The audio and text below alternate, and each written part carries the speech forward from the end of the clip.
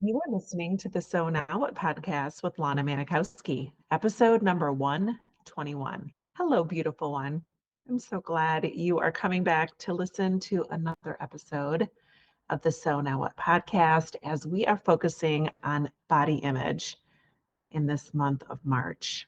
If I sound a little weird talking, full disclosure, I just got Invisalign today and I've got my my Invisalign liners on, so my speech might sound a little bit garbled. So bear with me when as we go through the podcast today.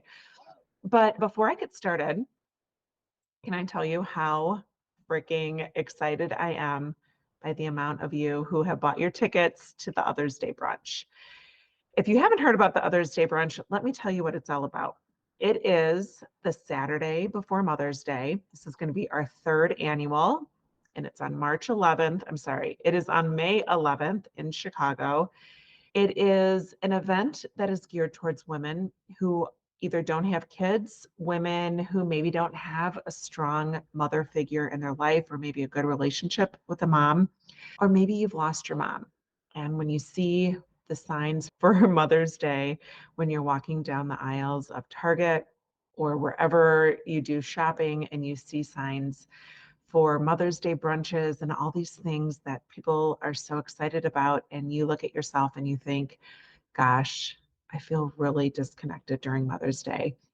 That is why I created the Others Day brunch. It is an opportunity to come together with amazing women who don't want to be sad around Mother's Day. They want to come together, they want to celebrate, they want to meet new people, they want to learn about why other women in the world are so amazing and what they do and how they fill their time. The stories that I could tell you from Others Day in past years, you would just be blown away to hear some of the connections that have been made and learn about the ways that people have had their lives impacted through women that they met at the Others Day brunch here in Chicago. So tickets are available, lanamanikowski.com/Others Day, or you can always message me on Instagram and I'll send you the link. But I would love to see you there because you don't deserve to be sad on other Mother's Day.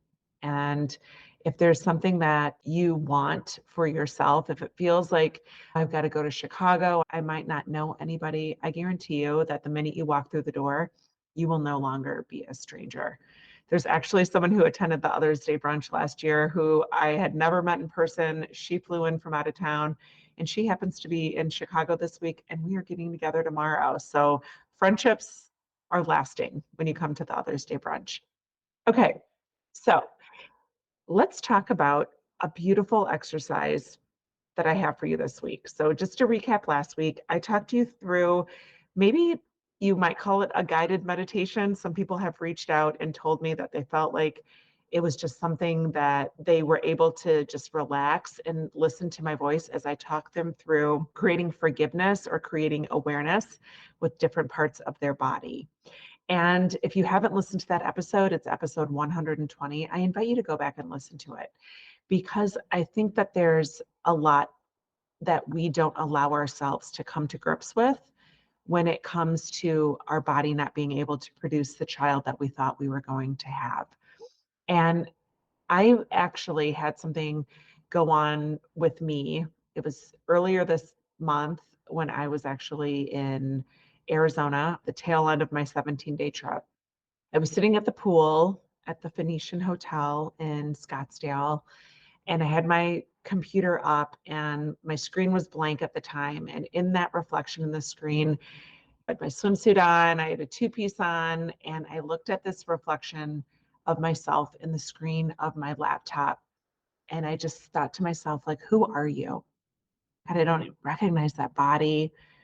It's not in shape. It's not the way it used to look. Like I went through and just like watched my reflection in the screen of my laptop, my blank screen. And I thought to myself, like, what are you doing? How dare you talk to this body this way that is part of you? And it was like this real emotional moment for me where I got super teary at the pool. Thank God I had sunglasses and a sun hat on because the people around me were probably like, why is this woman looking at her computer crying? But I was looking at my reflection and I just felt so disconnected to this body that I saw in the reflection. So at that very moment, I decided that I was going to love my body. I was going to figure out how to love my body, even though it looks different than I thought it would look at this point in my life, even though it's going through menopause. I haven't had a period in 3 years, and all this hormones and dryness and all this, stuff that happens when you're going through menopause is going on in my body. And I'm like looking in the mirror and I'm like, how could this possibly be happening to you? Like, how could you be going through menopause and you're not even 50 yet? And I just decided, like, at that very moment, I was going to figure out how the things that I wanted to do in my life were going to show love to me and love to my body and stop judging all this stuff that I think has gone wrong with my body. And I invite you to do the same, because you might think that I've got this magic answer and this secret sauce to everything, but I go through a lot of this stuff that I talk about with you guys every week. This stuff happens to me too. There's no point in this journey where all of a sudden you become healed. Or there's no point in this journey where enough time passes on a calendar or on a clock or on anything that this goes away. But the things that I teach in my coaching community and the things that I talk about with you here that I practice in my own life are ways that you're able to create a relationship with the things that you're going through, that you're not in constant judgment of yourself. So I'm going to tell you how I did this. I looked at that reflection and the rolls in my hips, and I just like decided, like, I want to love you. I want to be proud of you without having to lose 1 ounce or change one thing. I just want to be so damn proud of you, Lana.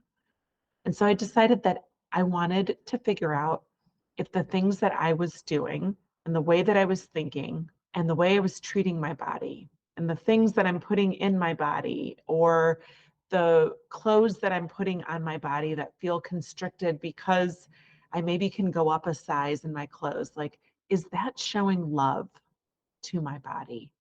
So that's what I want to invite you to start implementing in your life today. If you felt like your body image is waning and you're not like looking at yourself and being proud of who you are, I want you to start asking yourself, is this the love that my body is seeking?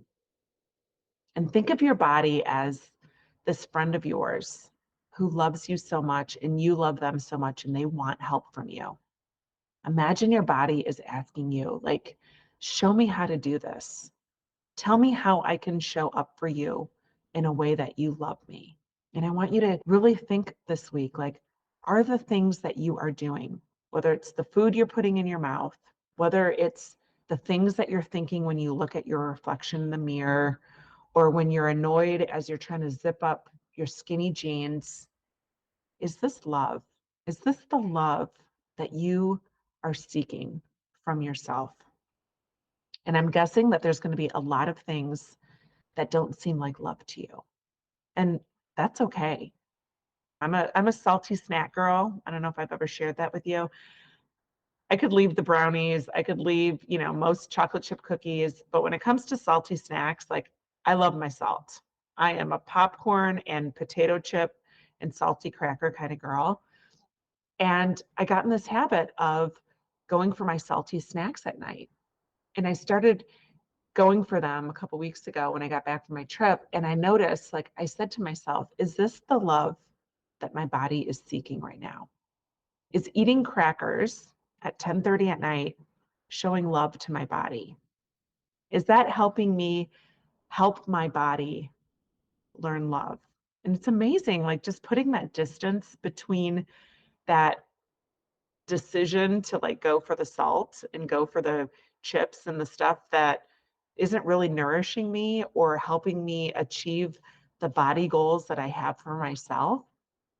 And it's crazy, like, how just asking that question, like, throughout the day just gets me sort of refocused on, is this the right decision that I want to make right now? And sometimes, yeah, like, sometimes I want to have the salty snacks. No one's going to tell me that. I can't. But there's often times where I'm like, you know what? This just really isn't what I'm wanting right now. And I'm committed to loving my body and doing things to it that feel like love in return. And I really encourage you to try that. Like, how can you do things that are showing your body the love that it is craving? Because let's be honest, what we're craving is love. And the only people that can give us the love that we truly need is us. Yet we somehow have been conditioned to go to things outside of us to create that love or to create that pride in ourselves or to create that commitment to ourselves. And all it is just one simple question. Is this the love that I'm seeking? So I hope you have a beautiful week. I love you. And remember, it's never too late to discover your meaning. I'll talk to you next week.